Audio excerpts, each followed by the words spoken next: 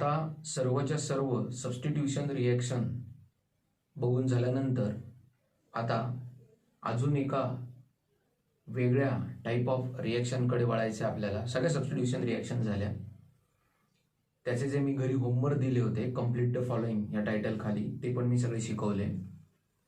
आणि आता आपण नवीन प्रिपरेशन नाही, chemical properties of alkyl halide बघणार आहोत. आणि आपण बघणार आहोत reaction of alkyl halide with metals.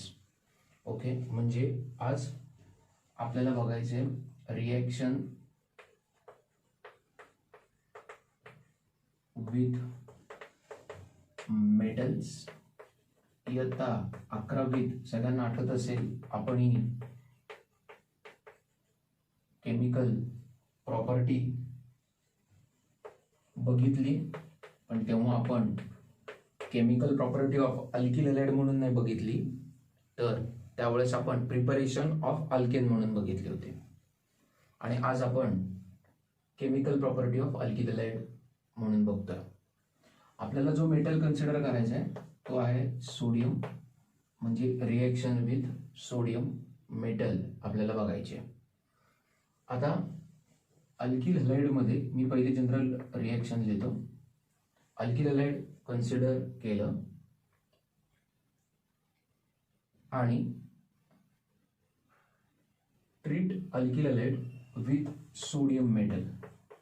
Treat alkyl halide with what? Sodium metal in presence of dry ether. in presence of what? dry ether. म्हणजे ड्राय इथरच्या प्रेझेन्समध्ये सोडियम मेटलची रिॲक्शन अल्किल हॅलाइड बरोबर होणार आहे. आपल्याला असं दिसून येतं की दोन अल्किल हॅलाइडचे मॉलिक्यूल दोन सोडियम ॲटम बरोबर रिॲक्ट होणार आहेत. आणि आपल्याला अल्केन, दोन अल्किल ग्रुप जॉईन झाल्यावर आपल्याला अल्केन भेटणार आहे. आणि सोडियम हॅलाइड हे बाय प्रॉडक्ट भेटणार आहे. पण एक सोडियम एका हॅलोजन बरोबर बॉन्ड करेल म्हटल्यानंतर दुसऱ्या हॅलोजन बरोबर बॉन्ड करण्यासाठी दोन सोडियमचे ॲटम कन्सिडर करावे लागतील. आणि इयत्ता 11वीत आठवत असेल सगळ्यांना, आपण अशा प्रकारे एक आउटलाईन कन्सिडर केली होती. आणि सोडियम हॅलोजन, एक सोडियम हॅलाइड, सोडियम हॅलोजन, दुसरा सोडियम हॅलाइड, म्हणजे दोन सोडियम हॅलाइडचे मॉलिक्यूल भेटले होते. दोन अल्किल ग्रुप जॉईन होणार आहे आणि आपल्याला अल्केन भेटणार आहे. आणि हे अल्केन हायर असणार आहे. म्हणजे काय? तर एक लक्षात घ्या, इथं जे अल्किल हॅलाइड कन्सिडर केलंय किंवा इथं जे अल्किल हॅलाइड कन्सिडर केलंय, या अल्किल हॅलाइड्सच्या अल्किल ग्रुपमध्ये जेवढे कार्बन आहेत त्याच्यापेक्षा या अल्केनमध्ये असणाऱ्या कार्बनची संख्या जास्त आहे. कारण आता हा जो अल्केन तयार झालाय तो दोन अल्किल ग्रुप पासून तयार झालाय. म्हणजे इथे जर का दोन कार्बन असतील या अल्किल ग्रुपमध्ये, आणि हेच अल्किल हॅलाइड मी इकडे कन्सिडर केले, त्यामुळे इकडे सुद्धा दोन कार्बन असतील अल्किल ग्रुपमध्ये, तर इथे जे अल्केन तयार झाले त्याच्यामध्ये 4 कार्बन असतील. म्हणजे आपल्या सबस्ट्रेट मॉलिक्यूलमध्ये जेवढे कार्बन आहेत, आपण सबस्ट्रेटचाच मॉलिक्यूल आहे, सबस्ट्रेट मॉलिक्यूलमध्ये जेवढे कार्बन आहेत त्याच्यापेक्षा या प्रॉडक्टमध्ये जास्त कार्बन आहेत. परत एकदा, सबस्ट्रेटमध्ये असणाऱ्या कार्बनच्या संख्येपेक्षा जे प्रॉडक्ट अल्केन तयार झालंय त्याच्यामध्ये कार्बनचा नंबर जास्त आहे, म्हणून मी सांगितलं हायर अल्केन जनरेट झालेत. उदाहरण दिलं मी, जर का इकडे अल्किल ग्रुपमध्ये 2 कार्बन असतील, या अल्किल ग्रुपमध्ये 2 कार्बन असतील, तर तयार होणारं जे अल्केन आहे त्याच्यामध्ये 4 कार्बन असतील. म्हणजे सबस्ट्रेटपेक्षा अल्केनमध्ये असणाऱ्या कार्बनची संख्या ही जास्त आहे, प्रॉडक्टमध्ये असणाऱ्या कार्बनची संख्या जास्त आहे. आणि म्हणून एक शब्द आपण वापरू शकतो ज्याचं नाव आहे सिंथेसिस. म्हणजे सिंथेसिस कधी म्हणायचं तर जेव्हा सबस्ट्रेट पेक्षा प्रॉडक्ट मध्ये कार्बनची संख्या जास्त असते किंवा सबस्ट्रेट टू प्रॉडक्ट कडे जाताना कार्बनचा नंबर वाढतो, त्यावेळेस त्या रिएक्शनला सिंथेटिक किंवा सिंथेसिस असं त्या रिएक्शनच्या नेमिंग मध्ये येतं. म्हणून ऊर्ज रिएक्शनला ऊर्ज सिंथेसिस असं सुद्धा म्हणतात. ओके, मी सिंथेसिस या शब्दाचा अर्थ सांगितला. ऊर्ज रिएक्शनला ऊर्ज सिंथेसिस असं सुद्धा म्हणतात. का म्हणतात ते पण मी एक्सप्लेन केलं. आता एक एक्झाम्पल बघूया. ओके, पहिलं जे एक्झाम्पल आपण कन्सिडर केलं त्याच्यामध्ये आपण मिथिल ब्रोमाइडची ऍक्शन सोडियम मेटल बरोबर कन्सिडर करू. आता जेव्हा आपण अल्किल हॅलाइड घेणार आहे त्यावेळेस आपण एकच मॉलिक्यूल घेणार आहे का रे, तर आपण एकापेक्षा जास्त ऑब्व्हियसली मॉलिक्यूल प्रेझेंट असणार आहेत त्या कंटेनरमध्ये. म्हणजे या सोडियम बरोबर एक अल्किल हॅलाइड मॉलिक्यूल रिएक्ट न होता एका सोडियम बरोबर नाही, आणि एका सोडियम बरोबर एकच अल्किल हॅलाइड आहे. दोन सोडियम बरोबर दोन सोडियमसाठी दोन अल्किल हॅलाइड आहेत. आणि ऍक्च्युली दोन सोडियम का लागतात ते, तर दोन ब्रोमीन आपल्याला रिमूव्ह करायचे आहेत दोन अल्किल हॅलाइड मधून, आणि म्हणून आपल्याकडे दोन सोडियम आहेत. ऑब्विसली एक Na आणि Br, दुसरा Na आणि दुसरा Br आपल्याला मिळणार आहे 2NaBr. आणि अल्किल ग्रुप जॉईन करायचे म्हणजे CH3CH3. आता याचं नाव सगळ्यांना माहिती आहे, याचं नाव आहे मिथिल ब्रोमाइड किंवा ब्रोमोमिथेन. आणि हे जे प्रॉडक्ट तयार झाले याचं नाव आहे इथेन. सगळ्यांच्या लक्षात येतं मिथिल ब्रोमाइड मध्ये एकच कार्बन आहे, इथेन मध्ये दोन कार्बन आहेत. म्हणजे सबस्ट्रेट टू प्रॉडक्ट जाताना कार्बनचा नंबर वाढलाय. वूड सिंथेसिस. Okay, thank you. फार सोपी रिएक्शन आहे, पण हे रिएक्शन मिक्सचर आपण ड्राय इथर मध्ये कन्सिडर करतोय. ड्राय इथर हा या रिएक्शन मिक्सचरला एक मीडियम प्रोव्हाइड करणार आहे जेणेकरून यांची रिएक्शन इझिली होईल सोडियम आणि अल्किल हॅलाइड मध्ये. प्रत्येक नीट आहे का, dry ether is going to provide a medium for reaction. Okay, reaction साठी तो ड्राय इथर एक चांगलं मीडियम प्रोव्हाइड करणार आहे जेणेकरून रिएक्शन इझी होईल आणि अल्केन तयार होईल. हायर अल्केन का तयार झालं मी सांगितलं. इकडे सबस्ट्रेटकडे एक कार्बन आहे, प्रॉडक्टकडे दोन कार्बन आहेत. बरोबर आहे, एक लक्षात घ्या. इथे मी odd number of carbon consider करतोय सबस्ट्रेटमध्ये, आणि आपल्याला प्रॉडक्टमध्ये इवन नंबर ऑफ कार्बन मिळाले. बरोबर. उद्या जर का मी सबस्ट्रेटमध्ये दोन carbon containing alkyl halide consider केलं तर इकडचे दोन कार्बन आणि या अल्किल हॅलाइडमध्ये दोन कार्बन, म्हणजे तयार होणारं जे अल्केन आहे त्याच्यामध्ये 4 कार्बन असणार आहेत. म्हणजे ऑब्झर्वेशन काय, अल्किल हॅलाइड ऑड कार्बन वाला घ्या, अल्केन इवन कार्बन वाला है. अल्किल हॅलाइड इवन कार्बन वाला घ्या, alkane steel is of what, even carbon. मग एखादा विद्यार्थी प्रश्न विचारू शकतो मला की सर मला ऑड नंबर ऑफ कार्बन असणारं अल्केन तयार करता येत नाही का, तर त्याचं उत्तर आहे तयार करता येतं हो. पण त्यासाठी काय करायचं आणि ते करत असताना काय समस्या येणार आहेत ते बघूया. म्हणजे आतापर्यंत आपण काय बोललो त्याची एकदा रिव्हिजन करूया.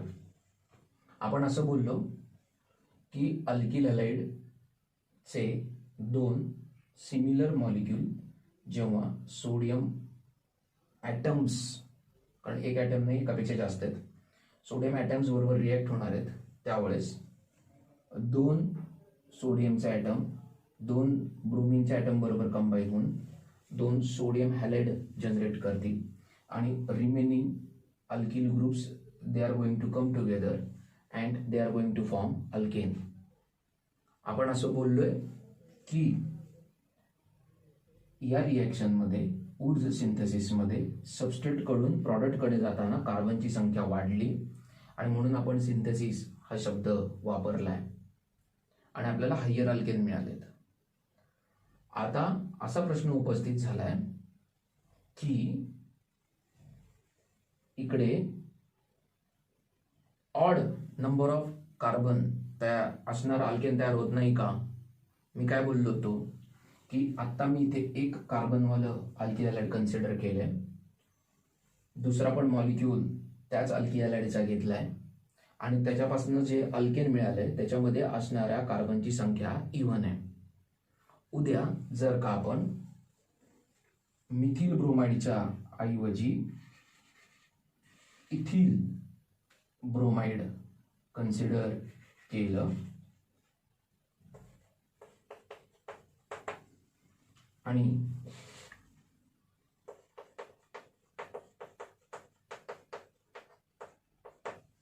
तर जे अल्केन तयार होणार आहे त्याच्यामध्ये C2H5 C2H5 असे 2 ग्रुप्स ॲड म्हणण्यापेक्षा अटॅच झाल्यामुळे आपल्याला जे अल्केन मिळणार आहे ते N-ब्युटेन मिळेल. ओके, म्हणजे मला सांगायचं आहे का, किंवा IUPAC च्या भाषेत बोलायचं झालं तर ब्युटेन मिळेल. म्हणजे मला सांगायचं आहे काय की पहिल्या केसमध्ये मिथिल ब्रोमाइड किंवा ब्रोमोमिथेन जोपर्यंत होता, म्हणजे कार्बनची सबस्ट्रेटमधली संख्या ही ऑड होती, त्यावेळेस आपल्याला इथेन मिळाला होता, त्याच्यामध्ये 2 कार्बन होते, म्हणजे अल्किल हॅलाइडमध्ये ऑड नंबर ऑफ कार्बन होते, पण त्याच्यापासून जे अल्केन तयार झालं वुड सिंथेसिसमध्ये त्याच्यामध्ये इवन नंबर ऑफ कार्बन होते. म्हणजे odd number of carbon in alkyl halide but even number of carbon in alkane which is form from that alkyl halide. आणि जर का आपण अल्किल हॅलाइड मध्येच even number of carbon consider केले तर तयार होणाऱ्या अल्केनमध्ये परत एकदा इवन नंबर ऑफ कार्बनच असणार आहेत. ओके, मग एखादा विद्यार्थी प्रश्न विचारू शकतो की sir odd number of carbon असणारं अल्केन तयार करता येणार नाही का? तर तयार करता येऊ शकतं, पण ते करत असताना काही समस्या येऊ शकतात असं मी बोललो. त्या समस्या काय त्या बघूच. तत्पूर्वी या रिॲक्शनमध्ये मी एक गोष्ट कटाक्षाने पाळली आहे की जे दोन्ही अल्किल हॅलाइडचे जे मॉलिक्यूल कन्सिडर केलेत मी, ते दोन्ही सेम कन्सिडर केलेत. म्हणजे आता तुम्हाला कळलं असेल, ज्यावेळेस मला ऑड नंबरवाला अल्केन पाहिजे त्यावेळेस इथं जे मी अल्किल हॅलाइडचे मॉलिक्यूल कन्सिडर करणार आहे ते सेम कन्सिडर करणार आहे का डिफरंट कन्सिडर करणार आहे. ओके, आणि त्यामुळे आपल्याला जे अल्केन मिळेल त्याच्यामध्ये ऑड नंबर ऑफ कार्बन येतील सुद्धा. पण आहे ते आता आपण एक उदाहरण घेऊन स्पष्ट करूया. बघूया की odd number of carbon consider करण्यासाठी अल्केनमध्ये आपल्याला काय पद्धतीने अडचणी येऊ शकतात.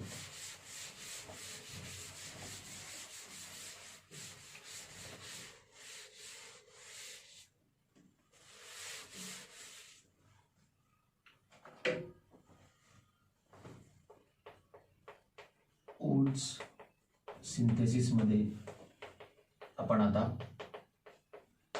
जरा वेगळ्या डिफिकल्टी लेवलला चर्चा करत आहोत.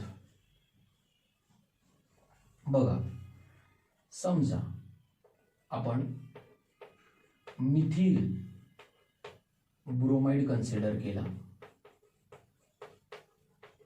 Alkyl halide. Obviously sodium metal बरोबर ट्रीट करणार आहोत आपण अल्किल हॅलाइड. आणि दुसरा जो अल्किल हॅलाइड आहे तो इथिल ब्रोमाइड कन्सिडर केला, तर ऑब्विसली परत रिएक्शन मिक्सचरसाठी जे एक चांगले मीडियम प्रोव्हाइड करणार आहे तो ड्राय इथर पण कन्सिडर केला. हे सगळं रिएक्शन मिक्सचर ड्राय इथर मध्ये आहे, लक्षात घ्या. आणि मग आपण आपलं लॉजिक लावलं, सोडियम आणि ब्रोमीन 2 NaBr. आणि आता CH3 CH2 CH3 हे दोन अल्किल ग्रुप आपण जोडले आणि आपल्याला प्रोपेन हे अल्केन भेटलं. आणि आता ऑड नंबर ऑफ कार्बन आहेत अल्केनमध्ये. म्हणजे एक तर सरळ सूचन आहे की जर का इवन नंबर ऑफ कार्बन असणारं जर का अल्केन आपल्याला पाहिजे असेल तर दोन्ही अल्किल हॅलाइडचे मॉलिक्यूल सेम घ्यायचे.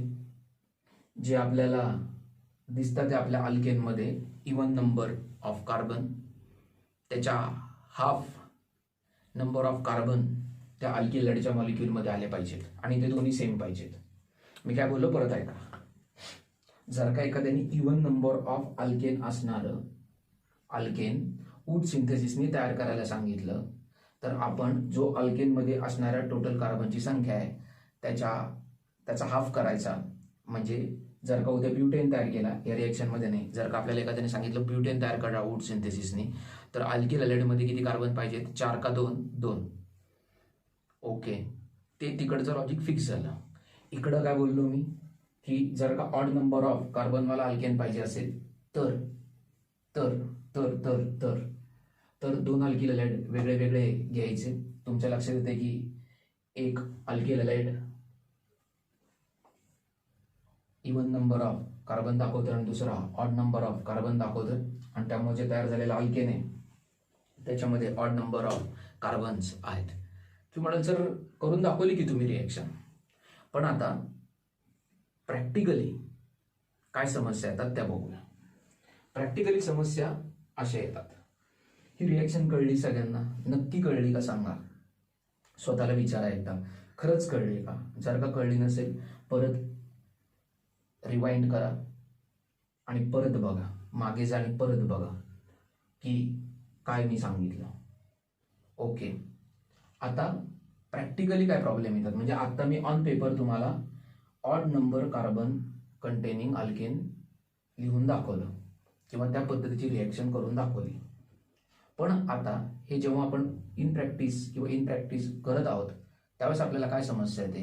We will study on that. Component test घेतो, डोंट वरी. आता जी रिएक्शन मी आपल्या बोर्डवर लिहिली होती ती मी आता एका लाईन मध्ये करून दाखवतोय.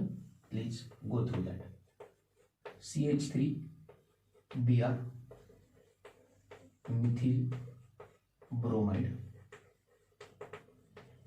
Plus sodium plus C2H5. आता सगळ्यांना कळलंय मी C2H5 कोणाला लिहितो.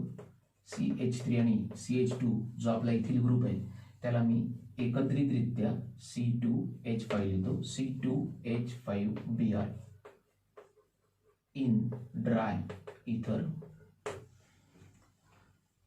प्रॉडक्ट मिळालं CH3 CH2 CH3 plus NaBr. किती NaBr? 2 NaBr आणि प्रोपेन. ओके, मी माझ्या एक्सप्लेनेशन मध्ये एक गोष्ट तुम्हाला अनेक वेळा सांगितली. काय सांगितली? ती अशी, याला एकदा नाव देऊन टाका. याचं नाव काय? Ethyl bromide.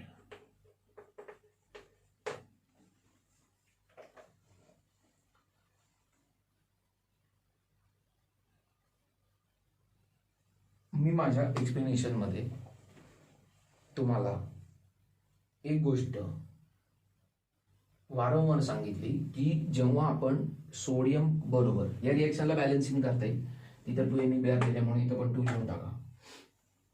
तर जेव्हा मी अल्किलॅइडचे मॉलिक्यूल या रिएक्शन मिक्सचरमध्ये घेणार आहे त्यावेळेस मी एक मॉलिक्यूल घेणार आहे का? तुम्हाला काय वाटतं? ही रिएक्शन करत असताना मी सोडियम बरोबर किंवा 2 सोडियमचे ॲटम घेणार आहे आणि एक मिथिल ब्रोमाइडचा आणि इथिल ब्रोमाइडचा असा एक मॉलिक्यूल टाकणार वाटतं का तुम्हाला? याचा एक आणि याचा एकच टाकणार आणि याचे 2 अशी रिएक्शन होणार आहे का?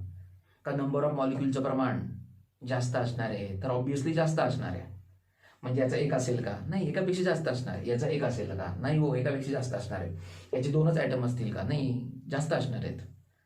मग आपण या 2 लोकांनीच याच्याबरोबर रिॲक्ट व्हावं, याच्यावरती आपला कंट्रोल नाही.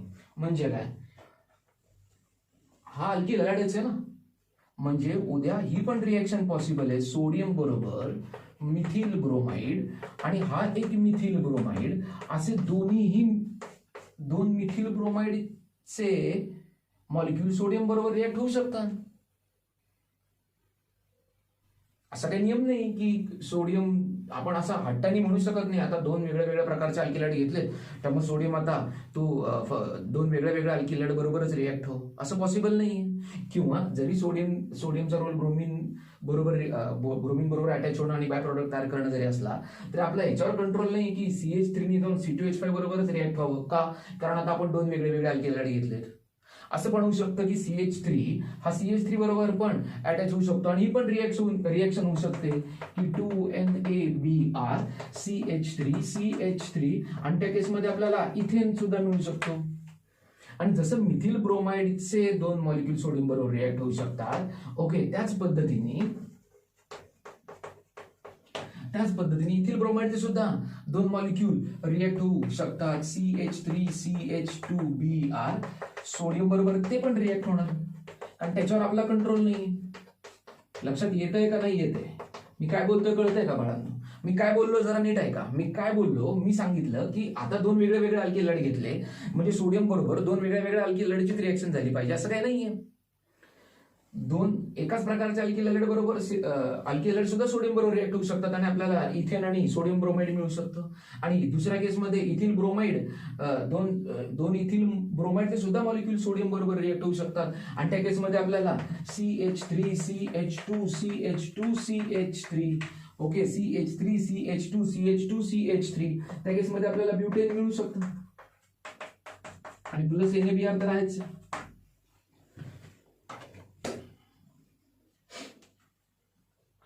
काय झाले बघा?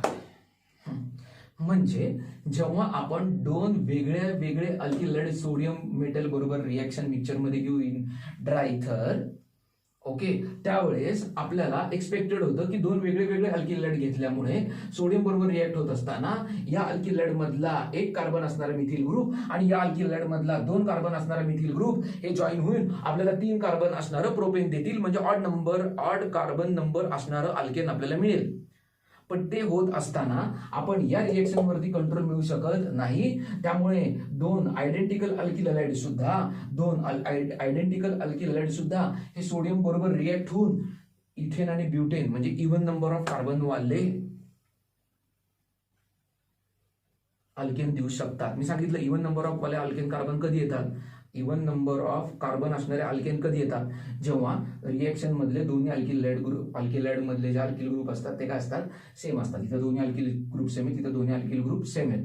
ऑड नंबर वाला जर का अल्केन पाहिजे असेल तर अल्किल ग्रुप डिफरंट आहेत. पण आपण ही रिएक्शन ऑन पेपर करू शकलो, पण इन प्रॅक्टिस ही रिएक्शन सुद्धा होणार आहे, ही रिएक्शन सुद्धा होणार आहे आणि ही पण होणार आहे. आणि या सगळ्यामध्ये या 2 रिएक्शन मध्ये जे प्रॉडक्ट तयार होतील ते मेजर असतील आणि हा बिचारा मायनर असेल. ओके, म्हणजे हा प्रॉडक्ट आपल्याला मायनर मिळेल आणि हा प्रॉडक्ट आपल्याला मेजर मिळेल. हे 2 प्रॉडक्ट मेजर मिळतील आणि या दोघांमध्येही हायर मोलर मास असणारा म्हणजे ब्युटेन हा जास्त मिळेल. म्हणजे 2 मेजर मध्ये पण कुठला मॉलिक्यूल कुठली रिएक्शन फेवरेबल आहे? जिथे मोलर मास जास्त आहे म्हणजे ब्युटेन हे प्रॉडक्ट जास्त मिळेल. सगळ्यांना कळले मी काय बोललो ते? आता अजून 2 शब्द ऍड करतोय. हे दोघं सेम आहेत का नाही आहेत, आणि दोघं सेम अल्किल हॅलाइड मधले अल्किल ग्रुप एकत्र आले म्हणजे हा याच्या सारख्याच किंवा याच्या टाईपच्या अल्किल हॅलाइड बरोबर, अल्किल हॅलाइड ग्रुप मधल्या अल्किल बरोबर याच्यातल्या, एक मिनिट एक्सक्यूज मी, परत मी एकदा रिपीट करतो.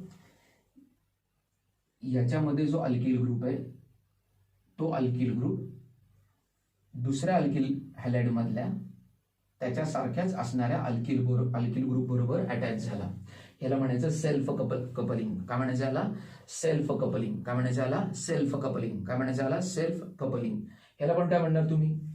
सेम अल्किल ग्रुप जॉईन झालेत म्हणजे हे पण काय झालं? Self coupling. इथं काय होणार आहे मात्र, जरी मायनर प्रपोर्शन मध्ये होणार आहे पण तरी सुद्धा काय होणार आहे, दोन वेगळे वेगळे अल्किल ग्रुप जॉईन होणार आहेत अल्केन तयार होताना. याला म्हणायचं क्रॉस कपलिंग. काय म्हणायचं याला? Cross coupling. पण मेजर प्रॉडक्ट कोणाचे तयार झालेत? क्रॉस कपलिंगचे का सेल्फ कपलिंगच्या रिएक्शन नुसार? सेल्फ कपलिंगच्या रिएक्शन नुसार. ओके, क्रॉस कपलिंगच्या रिएक्शन नुसार minor product मिळालेत.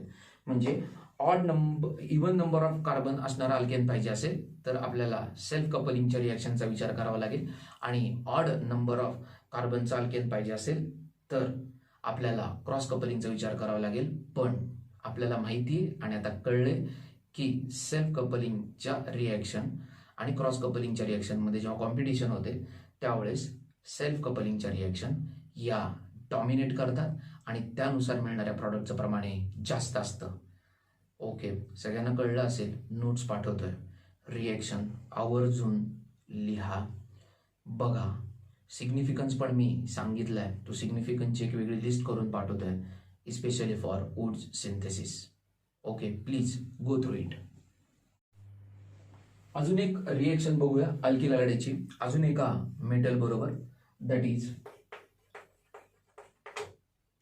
Reaction with magnesium. Okay, alkyl halide reacts with magnesium in presence of dry इथर. म्हणजे परत एकदा रिएक्शन मिक्सचर कोण आहे? ड्राय इथर.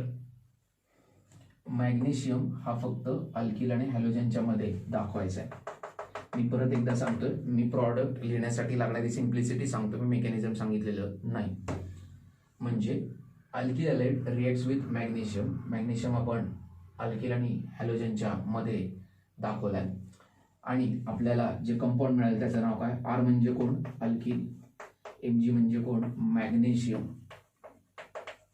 आणि हॅलाइड म्हणजे alkyl halide reacts with magnesium in dry ether to produce alkyl magnesium halide.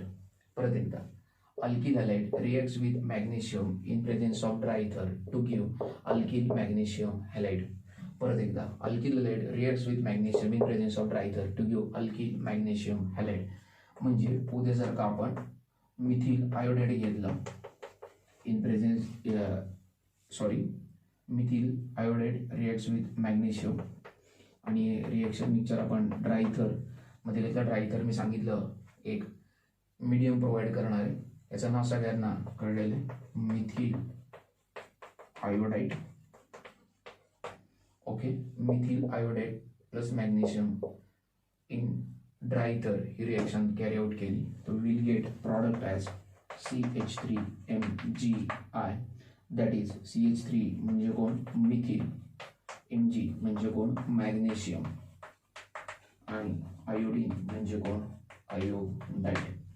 Hence the name of the compound is methyl magnesium iodide. Okay, सोपी रिएक्शन ही कळली सगळ्यांना. पुढच्या लेक्चरमध्ये अजून डिटेलिंग बघूया.